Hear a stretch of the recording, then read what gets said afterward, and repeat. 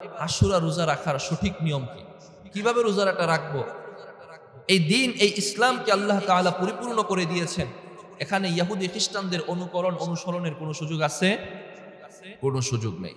চলুন আমরা হাদিস থেকে শুনবো এই রোজাটুকু কিভাবে রাখবো, কিভাবে রাখাটা আমাদের জন্য করণীয়। সহিহ মুসলিমের 2556 নম্বর হাদিসের বর্ণনা আব্দুল্লাহ ইবনে আব্বাস রাদিয়াল্লাহু তাআলা আনহুমা বর্ণনা করেন। عن عبد الله بن عباس رضي الله تعالى عنهما قال رسول الله صلى الله عليه وسلم لأصحابه আল্লাহর নবীর সাহাবী হযরত আব্দুল্লাহ ইবনে আব্বাস রাদিয়াল্লাহু তাআলা আনহুমার বর্ণনা, তিনি বলেন, আল্লাহর হাবিব জনাবে মুহাম্মদুর রাসূলুল্লাহ সাল্লাল্লাহু আলাইহি ওয়াসাল্লাম তার সাহাবায়ে কেরামদেরকে বললেন, সুমিল আশুরা, তোমরা আশুরার দিন রোজা রাখো। সাহাবায়ে কেরাম বললেন, ইয়া রাসূলুল্লাহ, ইয়া হাবিবাল্লাহ, আপনি আমাদেরকে আশুরার দিন রোজা রাখার কথা বললেন। এই আশুরার দিনকে তো ইহুদি এবং খ্রিস্টানরা সম্মান করে।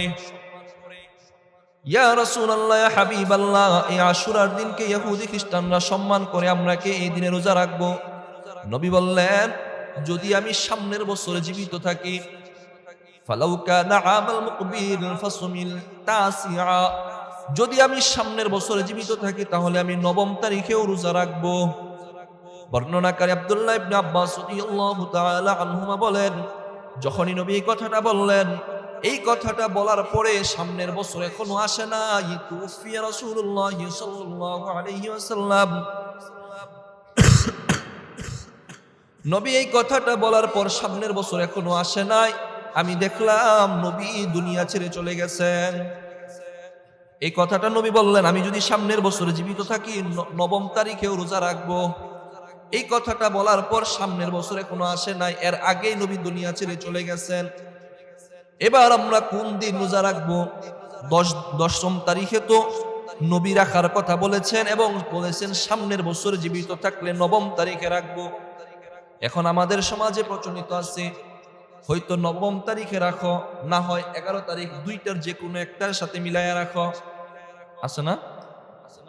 10 তারিখে রাখো, হয়তো আগেরটা মিলাও, না হয় পরেরটা মিলাও। এখন কোনটা উত্তম?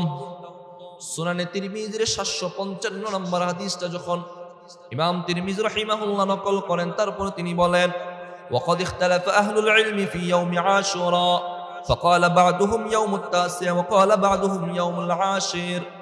ইমাম তিরমিজি রাহিমাহুল্লাহ হাদিস নকল করে তিনি লিখেন, আশুরার 10 তারিখের রোজার সাথে কোন রোজাটা মিলাইবেন? 9 তারিখের রোজা মিলাইবেন নাকি 11 তারিখের রোজাটা মিলাইবেন? এর মাঝে উলামায়ে কেরামের ইখতিলাফ আছে। আপনি চাইলে 9 তারিখেও মিলাইতে পারেন অথবা 11তম তারিখেও মিলাইতে পারেন।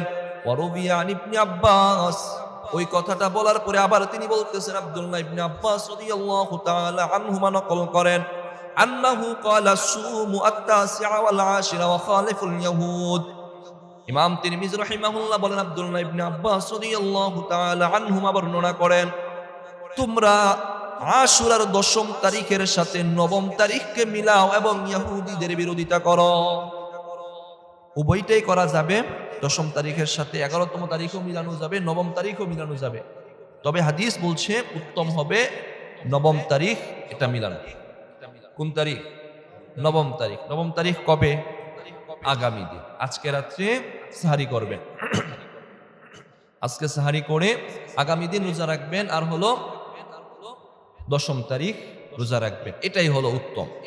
মুহতারাম হাজিরিন, এই পর্যন্ত কিছু আলোচনা শুনলেন এই মুহররম মাসের শ্রেষ্ঠত্ব, মুহররম মাসে একটা দিন আশুরার শ্রেষ্ঠত্ব এবং আশুরার রোজার ফজিলত, এবং আমরা কিভাবে এটা পালন করতে পারি, রাখতে পারি। 9 এবং 10 তারিখ আগামীকালকে শনিবার এবং রবিবার, এই 2 দিন আমরা রোজা রাখবো। আল্লাহ তৌফিক দান করেন।